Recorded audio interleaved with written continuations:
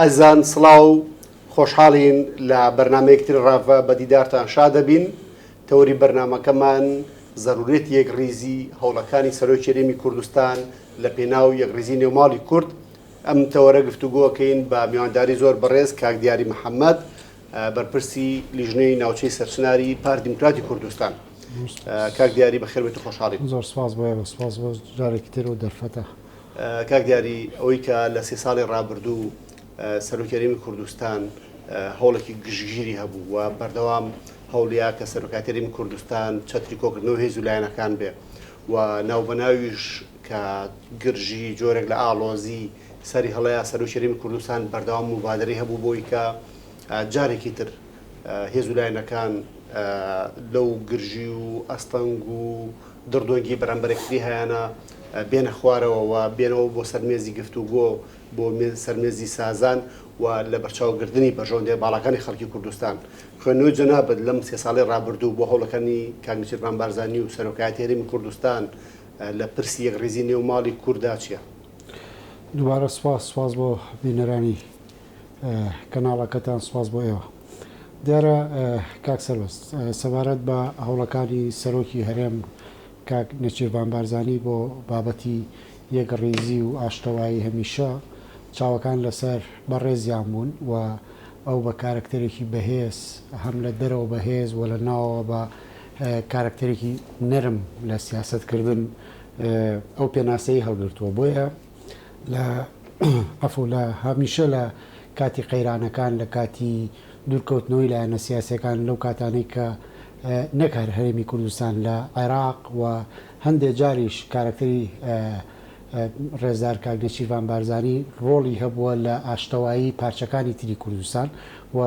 نزیکردنەوەی لایەنەکانی تر. بۆیە ئەو خەسڵەتە جوانەی نێچیروان بارزانی بۆ ئاشتەوایی بۆ ئەو دەرفەتەی کە هەموو لەسەر یەک مێسکۆ بکاتەوە هەمیشە چاوەکان لەسەر بەڕێزیان بووە و ئەو هەنگاوانەی ئەو کاری لەسەر کردەوە بەرنامەی ئەوە بووە لە هەرێمی کوردستان بەهێز بین بەرامبەر بە نارەکانی هەرێمی کوردستان. بۆیە هەنگاوەکانی بەڕێزیان کاریگەری ئەبێ و لەو کاتانەی کە پێویستە هەنگاو هەڵبێنێ هەنگاوەکانی بۆ ئاراستەیە کە بتوانێت هەمووی لەسەر مێزی گفتوگۆ کۆ بکاتەوە. ئەگەر باز لە سەرۆکایەتی هەرێم بکەین پێگەی سەرۆکایەتی هەرێم بگەڕێنەوە بۆ ڕابردوو لەو کاتێک کە ئەم پۆستە و ئەم سەرۆکایەتی هەرێمدا دامەزراوە پێشتوتریش ڕۆڵی ئەوانی کە ڕۆلیان تیاگەڕەوە جەنابی سەرۆک بارزانی بووە کە یەکەم سەرۆکی هەرێمی کوردستان بووە ئەو پۆستەی وەرگرتووە. هەمیشە ئەویش بە ڕێزیشیان کاری لەسەر یەکڕێزی کردووە و چەندین کات و چەندین سات ئیش لەسەر ئەوە کراوە مبادرەی ئەوەی هەبووە هەموو هێز و لایەنە سیاسیەکان کۆ بکاتەوە و سەرۆکایەتی هەرێم قورسایەکی تەواوی هەبوو بەسەر ڕێخستنەوەی نێوماڵی کورد و مەرجعی بڕیاردان لە هەرێمی کوردستان و توانراوە ئەوە نەهجی پارتی دیموکراتی کوردستان ئەمە ئەوە بڵێم کە پارتی دیموکراتی کوردستان لە هەر جێگایەکە هەبێ و کارکتەری پارتی دیموکراتی کوردستان لە هەر جێگایەکە هەبێ ئەوە بەرنامەی پارتی دیموکراتی کوردستانە بۆ یەکڕێزی و ئاشتەوایی لە پێناو بەهێزی کوردستان و توانای بڕیاردانی دەسە جەمعی بۆ دەستکەوتی گەلی کورد. باشترین بەڵگەش بابەتی بڕیاردان و یەکڕێزی بووە لە سەرۆکایەتی هەرێم لە ڕابردوو بۆ ڕێفراندۆم. بۆیە هەم سەرۆکایەتی هەرێم ئەم پێگەی سەرۆکایەتی هەرێم کە لای بەڕێز جەنابی سەرۆک بارزانی بۆ و ئێستاش لای ڕێزدار نێچیروان بارزانیە ئەم پێگەیە بەکارهێنراوە بۆ ئەوەی بتوانرێ نێوماڵی کورد پارێزراو بێ یەکدەنگ بن بەهێز بن بۆ ئەوی خزمەتی زیاتری گەلی کورد بکەن و دۆزی کورد بەرەو پێشبەر. کاک دیاری ئەڵێن زۆر جار کایکی و پارتی بێکەوە بوون دەستکەوتی گەوریان بەدەستێنەوە. پێم خۆشە لەسەر پرسیەوەی کە چۆن هێز و لایەنە سیاسیەکانیش پێکەوە هەماهەنگ بن بە تایبەتی بۆ نمونە کاتێک سەرۆکی هەرێمی کوردستان بە پرۆژەیەکی گشتگیر وەکو دەربەر لە ئیرادی پارتی دیموکراتی کوردستان هەوڵی ئاشتەواییە گرنگە کە هێز و لایەنە سیاسیەکان ئیستیجابیان هەبێ و هاوکار و هاوبەش بن لەوەی کە سەرۆکی هەرێمی کوردستان بتوانێت بۆ ڕۆڵە هەستێت چونکە زۆر جارە بینین کە بەشی لە لایەنە سیاسیەکان لە ئاستی پێویستە ناین بەدەم ئەو داواکاریەوە بە یان هاوبەشی ناکەن لە سەرخستنی پرۆسەکە ینی خوێندنەوەی تۆچی بۆی کە پێویستە هێز و لایەنە سیاسەکانیش بەقدر حەجم و قەبارەی خۆیان بەقەت ئەو ڕۆڵێکی بینن هاوکاری ئەو پرۆسەی یەکڕێزی و یەکدەنگی و سەرخستنی پرسیاشتی بن لە کوردستان. بابەتی پارتی دیموکراتی کوردستان و ڕۆڵ و ئەو بەرپرسیارەتی لە سەرشانی پارتی دیموکراتی کوردستانە بۆ یەکڕێزی بریتە لەوەی کە هەمیشە پارتی دیموکراتی کوردستان بانگەشەی ئەوەی کردووە کە یەکڕێز بین جگە لە یەکڕێزی لایەنەکان و هەمیشە داکۆشیکاری ئەو نەتەوانەی کە لە نەتەوە جیاوازەکانی ناو هەرێمی کوردستان و دیفاع و داکۆشیکاری سەررجەم لایەنە سیاسیەکان بۆ لە وەکو سەرۆکایەتی هەرێم بۆ بابەتیەوەی کە تا چەند ئەوان ئەتوانن هاوکار بن بۆ ئەوەی کە ئەو پرۆسەیە کە پارتی دیموکراتی کوردستان بۆ یەکڕێزی هەنگاوی هێناوە بەتاکید کاک سەربەز لە بابەتی یەکڕێزی پارتی دیموکراتی کوردستان و یەکێتی نیشتیمانی کوردستان ئێمە تەجروبەمان هەیە تەجروبەی یەکڕێز نەبوونمان هەیە و تەجروبەی یەکڕێزیشمان هەیە ئەگەر بگەڕێنەوە بۆ ئەو مێژوە تاڵەی شەڕی ناوخۆ ئەوە ئەو کاتە بوو کە ناکۆچیەکانی پارتی دیموکراتی کوردستان و یەکێتی نیشتیمانی کوردستان گەشت بۆ قیمە لە لووتکەیە بوو زانیمان کە بابەتێکی خراپی هێنا و کورد بەدەستی کورد شەهید کراوە تاڵاوێکی زۆرمان چەشت هەموو لەو بابەتی دژایەتیکردە ئەمە تەجروبەیە بوو لە دوای ئەوە تەجروبەی یەکڕێزی و یەکگرتووی و ڕێککەوتنی پارتی دیموکراتی کوردستان و یەکێتی نیشتیمانی کوردستان هاتە ئەنجام و ئەوە بوو جارێکی تر هەرێمی کوردستان یەکڕێزی و بژانەوەیەکی هەم ئابووری هەم سیاسی هەم سەقامگیریەکی بە هەرێمی کوردستان بەخشی و ئەو پێناسە جوانەی یا بە جیهان کە هەرێمی کوردستان جیاواز لە عێراق ئەو کات کە عێراقیش هێشتا ڕژێمی بەعس لە عێراقا هەبوو هەرێمی کوردستان زۆر جیاوازتر بوو کە دەوڵەتیش نەبوو ئەمە تەجروبەی یەکڕێزی یەکێتی نیشتیمانی کوردستان و پارتی دیموکراتی کوردستانە بۆ پێی هەردوو هێز هەردوو لایانی سیاسی هێزیان هەیە و نفوسیان هەیە ئەمە تاوکو ێساش بەداخەوە ڕنگدانەوەی بەشێک لەوانە هێشتا تەسیراتی لەسەر بڕیارەکان ماون بۆیە تەمەنای ئەوواکرێت جگەلەوەی کە کار بۆ یەکڕێزی ئەکرێ ئەو لە پەیامەکەی جەنابی سەرۆک کاک نەشیروان بارزانی لە کۆتایی هێنانی خولی ئەکادمی قەڵاچوالان سەربازی ئەکادمی قەڵاچوالان داوای ئەوەی کرد هێزێکی یەکگرتومانە بێ ئەمەش بەرمەبنای ئەوەیە کە جارێکی تر لە هەموو جونگەکانە لە هەرێمی کوردستان یەکڕێزی و تەبایی و کۆدەنگیەک هەبێەوە ئەو هێزانەی کە لە لایەنە سیاسیەکانن کۆ بکرێنەوە ببنە هێزێکی نیشتیمانی بۆ پارێزگاریکردنی تاک بە تاکی ئەم هەرێمە بۆیە گرنگە یەکێتی نیشتیمانی کوردستان بە دەرەجەی یەک لەگەڵ پارتی دیموکراتی کوردستان بە پێی ئەو ئیستیحقاقی هەڵبژاردنەی کە هەن و ئەو ڕێکەوتنەی کە پێشووتر هەبوو تا ئێستا قسە لەسەر مان و نەمانیەکرێ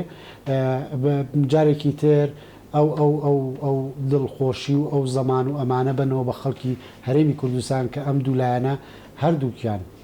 هەنگاو هەڵەهێنن بۆ ئەوەی کە هەنگاوانێن بۆ ئەوەی کە بتوانن هەرێمی کوردستان لەم بارودۆخەی ئێستای چەقبەستووە تێپەڕێنن و بتوانن هەرێمی کوردستان بە قۆناغێکی تر و بەهێزتر بڕابەرەوە پێشەوە ئەمەش کاتی ئەوێ بەڵام بینەرانی شوجەنابیشت لەوە ئاگادارن کە هەمیشە لە کاتی هەڵبژاردنەکانە تایەکی هەڵبژاردن هەیە و ئەمە هۆکار بۆ ئەوەی کە گرژەکانی یەکێتی نیشتیمانی کوردستان و پارتی دیموکراتی کوردستان بگاتە ئەم قۆناغا ئەویش بۆ لەبەرەوەی کە ئێستا ئەگەر بەهاتە و حکوومەتی عێراق و پەرلەمان بەهەستا بە ئیشەکانی خۆی و حکوومەت تشکیل بکرا ڕنگ بوو ئەم درێژە کێشانەی ئەم جیاوازی بینی پارتی دیموکراتی کوردستان و یەکێتی نیشتیمانی کوردستان ئێستا ڕەوی بووایەتەوە بەڵام تاوکو ئێستا ئێمە ئیشکالمان لە بەغا هەیە تاوکو ئێسامان لە بەغدا ڕێنە کەوتوین لەسەر ئیستیحقاقی کورد و یەکڕێز نەبووین لە بەغدا تاوکو ئێستا ئەمە درێژەی هەیە لە تای هەڵبژاردن تاوکوسە ئەم دوولایەنەی لێک دوورخستۆتەوە و قسەکردن لەسەر پۆستی سەرۆک کۆمار ئەمانە بەشێکن لە گرفتەکانی ئێستای بینی یەکێتی نیشتیمانی کوردستان و پارتی دیموکراتی کوردستان هەمیشە ناکۆکیەکان ئەو کاتانە بوون نزیکی هەڵبژاردن جا چ لە ناوخۆ چ لە دەرەوە بەڵام لە عێراق بەڵام ئێستاش هەنگاو ئەندرێ بۆ ئەوەی کە ئەو ناکۆکیانە نەمێنێ هەم لە بەغدا یەک ڕیزبین هەم لە هەرێمی کوردستان یەک ڕیزبین بۆ ئەو مەترسیانی کە لەسەر هەرێمی کوردستان هەم لە بەغدا هەم لە وڵاتانی دراوسێ ئێمە بتوانین ڕوبەڕوویان بینەوە بە یەک تیم و بە یەک دەنگ دژی سەرکۆنەی ئەو کارانە بکەین کە دژی هەرێمی کوردستانەکەی. کاک دیار دەستخۆش بێ زۆر جارە ئەوترێ کە بۆ نمونە دژمنانی ئەم قەوارەیە زۆر ڕێگایان گرتوۆتە بەر لە دەرەوە بەڵام نەیانتوانیوە ئیرادی خەڵکی کوردستان بەلەرزێنن و ئەستەنگی گەورەیان دروست کردو بەڵام کاریگەری گەوری لە سەرمی کوردستان نەبووە. کێشەکانی ناوخۆ دروستکردنی کەلێن لە ناو ماڵی کووردا ئەوان بە دەرفەت و دەلاقێ بینن بۆی کە بتوانن لە ڕێگەی ماڵێکی شپرزە لە هەرێمی کوردستان وا بکەن قەزەی کوردیش کەس بێت. بە تایبەتی ژەگەرێمە بارودۆخی کوردستان و عێراق خوێنینەوە ئێستا لە ناوەڕاست و باشووری عێراق هێزە عێراقیەکان بە تایبەتی هێزە عەرەبیەکان لەسەر ئاستی نێوماڵی سونە و نێوماڵی شیعەش کۆک و تەبانین پرۆژەی گشتگیریان نییە و عێراق بخۆی جۆر لە جۆرەکان لە ئەزمەیەکی قوڵایە بە تایبەتیش ئەزمەکە ئەزمەی سیادەیە ئەزمەی سیاسیە ئەزمەی قانونیە چەند گرنگە لەوەی کە لە ناوەڕاست و باشووری عێراق کاتێک دۆخەکان خراپن هێز و لایەنە سیاسەکان بتوانن پێکەوە لە هەرێمی کوردستان پێکەوە هەڵبکەن تاوەی کە ئەو ئامانجە باڵایانەی کە خەڵکی کوردستان هەیەی و زۆر جارش بۆ ئێمە گرنگ بووە لە بابەتی مادە 140 لە بابەتی گەڕانەوەی استحقاقی دارایی لە بابەتی سەلماندنی مافەکانی هێزی پێشمەرگەی کوردستان هەرێمی کوردستان لە نقطەی هێزەوە بەشداری پێکەنانی حکوومەت عێراقی بکات. بێگومان ئێمە یەک ڕیزیەکە بەشێکی بریتیانی ئامانجێکی یەکڕێزی لە هەرێمی کوردستان و ئەوەی کە ڕێزار نەچیروان بارزانی کاری بۆ ئەکاوە ڕنگدانەوەی ئەو سەردانەی پێشووتری بۆ لایەنە سیاسەکان یەکێک لە ئامانجەکانی بریتێ لە بەهێزبوونی کورد لە بەغدا بۆ ئێمە بتوانین بە یەک دەنگ و بتوانین وەکو چۆن لە ئێستا ناکۆکن شیع و سونە لەم هەڵبژاردنە زیاتر ناکۆشیەکانیان قوڵ بۆتەوە ئینا هەڵبژاردنەکانی پێشوو کوتلەی شیعی و کوتلەی سونی هەمویان پێکەوە بوون هەر کاتێک هەرێمی کوردستان کاریان لەسەرەوە کردو بە یەک ڕێزی نەچنە بەغدا تاوەکو دەستکەوتی زیاتر بەدەستنێنن ئەو کاتێک کە کورد یەکدەنگ بوو ئێمە لە بیرمانە لە نووسینەوەی دەستور ئەو خاڵانەی کە چەسپێنراون بۆ مافەکانی گەلی کورد لە دەستوردا لە یەک ڕێزیەوە ئەمە چەسپێنراوە ئەو کات کە ڕەوانشاد جەنابی مامجەلال لە ژیاندا بوو لەگەڵ جەنابی سەرۆک مەسعود بارزانی پێکەوە هاوکار بوون بۆ چەسپاندنی دەستور و مادە دەستوریەکان و ئەو مافانی گەلی کورد ئێستاش کە ئێمە قوتێکمان هەیە و قسە لەسەر بەسەری دەستورەکەین ئەو بەهێزی ئەو کاتە بووە کە پارتی و یەکێتی بەهێز بوون توانیویانە لە دەستورە مافەکانی گەلی کورد بچەسپێنن بۆیە لەم ڕۆوە هەمیشە کورد ئەتوانێت بە یەک ڕێزی لە بەغدا مافەکانی خۆی بەدەستبێنێ لە زۆر کاتدا ئێمە یەک ڕیز نەبووین لەسەر هەندێک بابەت نەماتوانیەوە یەک ڕیز بین و هەندێک جار پارتی دیموکراتی کوردستان نەرمیەکی زۆری نواندووە بۆ ئەوەی کە یەک ڕیز بین و تەسحیەوە بۆ ئەوەی کە یەک ڕیزی نێوماڵی کورد کار نەکاتە سەر ئەوەی لایەنەکانی تری عێراق و هەرێمایەتی زەفەر بەم کیانی ئێستای هەرێمی کوردستان بێنن زۆر لەو بابەتانە بە نمونە هەن کە پارتی دیموکراتی کوردستان خۆی بەخاوەنی قەزەی کوردی ئەزانێ و نایەوێت ئەم کیانەی ئێستا هەن بە خوێنی شەهیدان بەدەست هاتووە لە دەست بدرێ بۆیە هەموو مرونەتێکی نوانەوە بۆ ئەوەی کە بتوانێت هەموو لایەنەکان کۆککە لەسەرەوەی کە پێکەوە لە بەغدا هەم هاوکار بن بۆ بەدەستێنانی مافەکانی گەلی کورد وە ئەو مادە دەستوریانی پێشێل کراون هەموو بە یەک تیم دیفاع لە مافەکان بکەین بەڵگەشمان بۆ ئەوە زۆرە استحقاقی هەڵبژاردن پارتی دیموکراتی کوردستان هەتاوەکو ئێستاش لەگەڵ یەکێتی نیشتیمانی کوردستانەوەکو خۆی پێڕەوی نەکردووە و لەگەڵ لایەنەکانی تراوەکو پێویست پێڕەوی نەکردووە و سەرفی نەزەری لە کێشە ناوخۆیەکانی لایەنەکان کردووە بۆ ئەوەی کە نێوماڵی کورد تێک نەچێ و هەمیشە قوربانی بە کادری خۆی بە حزبەکەی خۆی وە بە دەنگدەرانی خۆی داوە لە پێناو یەک ڕێزی نێوماڵی کورد و هەنگاوەکانی ڕێزار نەچیروان بارزانیش جارێکی تر پێمانەڵێ کە پارتی دیموکراتی کوردستان دەیەوێت قوربانی بۆ ئەوەی کە گەلی کورد و حزب و لایەنە سیاسەکان لەسەر مێزی گفتوگۆ کۆ بکاتەوە ئەگەر پارتیش تەسحیە بدا بۆ پێناوی گەلی کورد ئامادەیە. کاک دیاری باسی تای هەڵبژاردنت کرد لەم ماوەی ڕابردوو کە بۆ نمونە سەرۆکیەرێمی کوردستان لە وادەی خۆیان بەیاننامەیەک یان بڕیارێکی دەرکرد لەسەرەوەی کە هەڵبژاردن لە کاتی خۆیان بکرێ سەرۆکی حکوومەت کۆمسیۆنی ڕاستپار بۆی کە هەموو لایەنێکی لۆجستی و مادی بۆ کۆمسیۆنەکە دابینکرێ بتوانێت بارکی خۆی هەستێت بەڵام ئەوەی کە بێنرێت تا ئێستا نەسازانی لایەنەکانە کە زۆر جاریش بەشێکی پەیوەندی بۆ هەیە هەندێک لە هێز و لایەنی سیاسی ڕەنگە لە جەماوەری خۆیان دڵنیانە بن و خوێندنەوەیان بۆ دۆخی سیاسی ئەوەیە کە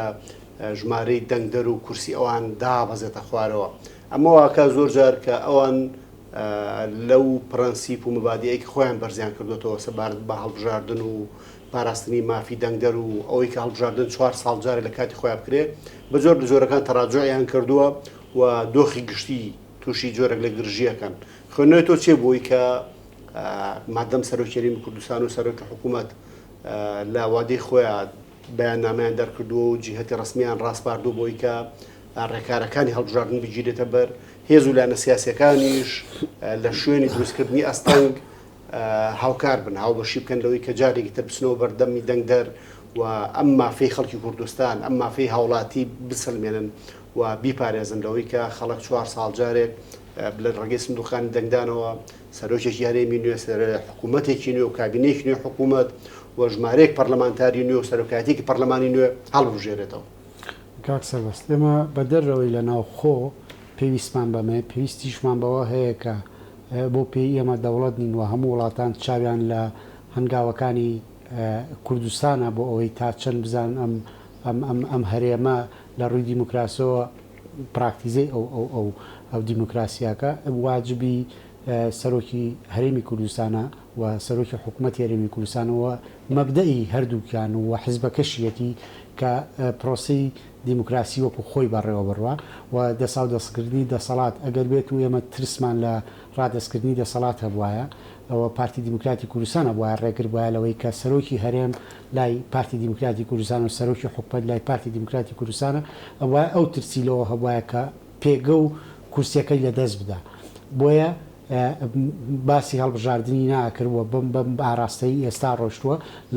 لە هەرمی دەسەڵاتە پارتی دیموکراتی کوردستان بۆیە ئەوە پارتی دیموکراتی کوردستان و فراسیۆنی پارتی دیموکراتی کوردستانە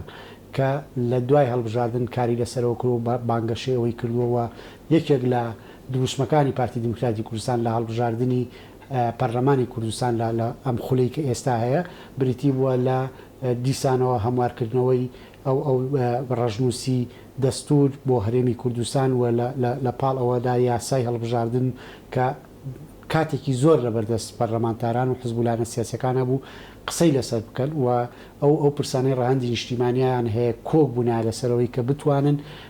دیاسایەک دەربکەن بۆ ئەوەی کە هەڵبژاردن لە وادەی خۆیان بکرێ چەندین بانگەشە و چەندین جار داوا کراوە لەلایەن پارتی دیموکراتی کوردستان کە ئەیتوانی پارتی دیموکراتی کوردستان بە زۆرینە لە ناو پەرلەمان ئەمانە یەکلایی بکاتەوە بەڵام ئەو پرسانەی ڕەهەندی نیشتیمانیان هەیە پێویستی بۆ سازانی لەسەر بکرێ بۆیە پارتی دیموکراتی کوردستان 100% ئەوێت ئەو ڕوە جوانەی کە لە هەرێمی کوردستان و پرۆسی دیموکراسی هەیە لە کوردستان بە جیهانی بناسیێنەوە و یەکێک بێت لەو دەرەچانەی کە هەرێمی کوردستان لە قۆناغی ساوبەرێتە قۆناغێکی تر بۆیە ئەو کاتێک کە دیاری کرا بۆ هەڵبژاردن حزبولانە سیاسەکان بە هەر بیانوێک بێ جا کێشەی ناوخۆی حزبەکەیان بێ لە دەستدانی متمانەی خەڵکی خۆیان بێ ئێستا ڕێگرن لە بەردەم ئەوەی کە هەڵبژاردن لە وادەی خۆیان نەکرێ و نەکردنی ئەمە کۆمەڵێک موبەڕی هێنەوە بۆ ئەوەی کە ئەمان لە خەمی ئەویان کە ئەو پرۆسێ وەکو پێویست جێبەجێ نابێ ئێستا بە ئەنوا وەشکاڵ بوونەتە ڕێگر لە بەردەم ئەم پرۆسیا و تا ئەو حەدەی نەتەوە یەکگرتوەکان هاتوۆتە سەر خەت لەسەر بابەتی هەڵبژاردن و وەکو بینیمان لە ڕابردوو لە دووسێ ڕۆژی ڕابردوو پێشووتریش دوو کۆبنەوە لەلایەن نەتەوە یەکگرتوەکانەوە لایەنە سیاسەکانی کۆکردوێتەوە بۆ ئەوەی کە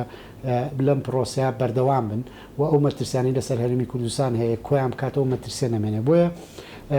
بەتاکید ئەو ڕێگریانە تاوەکو ئێستاش هەن و یەکێک لە خاڵە گرنگەکانی پەیامەکەی نێچیروان بارزانانی بۆ یەک ڕیزی بریتیوە لە پرۆسەکە وەکو خۆی جێبەجێ بکرێ ئەو کاتێک کە لە بەردەم کۆمسیۆنە ئەو کاتە دیاری کراوەکە لە بەردەم لە کاتی خۆیان ئێمە وەکو پارتی دیموکراتی کوردستان و هەم سەرۆکی هەرێم هەم سەرۆکی حکوومەت و فدراسیۆنی پارتی دیموکراتی کوردستان ئامادەی خۆیان دەبڕن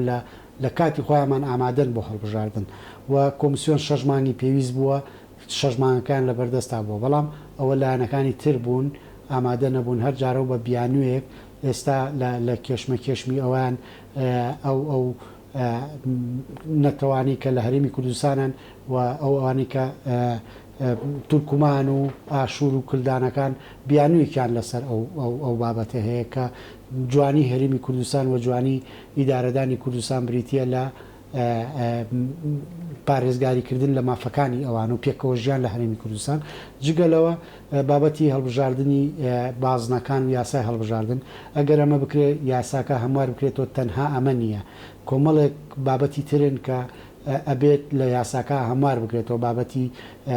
ئەو یاسایی کە ئەبێ ئەندامی پەرلەمان تەمەن و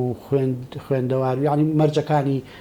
کاندید بوون ئەمانش کۆمەڵێک قسەی لەسەر بڕگە بە بڕگەی ئەمانە ئەگەر هەموار بکرێتەوە بەس ئەوە نییە تۆ لە هەیکلێتی ناو کۆمسیۆن کاری لەسەر بکەیت پێویست بە بازنەکانە پێویست بۆیە کۆمسیۆن جارێکی تر ئەم بازانە دابڕێژێتەوە و چۆنێتی یاساکە چۆن پێڕەوەکرێ بۆیە لە ئێستا پێی ئەو کۆبوونەوەی چەند ڕۆژی ڕابردوو کرا لەسەر ئاستی باڵای لایەنە سیاسیەکان بڕیارە لە یەکی حەوت جارێکی تر بەرنامەی هەموو حیزبەکان بێتەوە قسەی لەسەر بکرێ و ڕێبکەون لەسەر ئەوەی پارتی دیموکراتی کوردستان لە بەیاننامەی و لە ڕێی وتەبێژی پارتی دیموکراتی کوردستانەوە ئامادەی ئەواندا بڕیوە بەس هەڵبژاردن بکرێ ئێمە ئامادەی نەرمی بنوێنین بۆیە پارتی دیموکراتی کوردستان تەواو لەگەڵ ئەوەیە پرۆسی دیموکراسی و دەسا و دەستکردنی دەسەڵات لە ڕێی سندۆکەکانی هەڵبژاردنەوە بێ و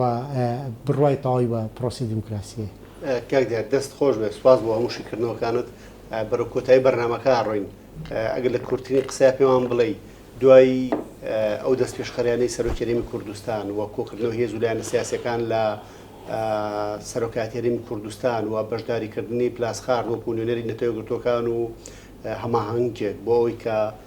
پرسی هەڵبژاردن لە هەرێمی کوردستان سەرڕێی خۆی بخرێتەوە و لە کاتی خۆی ئەنجام بدرێ لە چوارچێوە گشتێکە گەشتبینی بۆی کە لەم ماوە کورتێکە لە بەردەمانە هێز و لایەنە سیاسیەکان بتوانن بگەنە ڕێکەوتنێک و بە پیر ئەو دەست پێشخەریانەوە بێن کاک سەرباز من وەکو خۆم هەمیشە بە هەنگاوەکانی جەنابی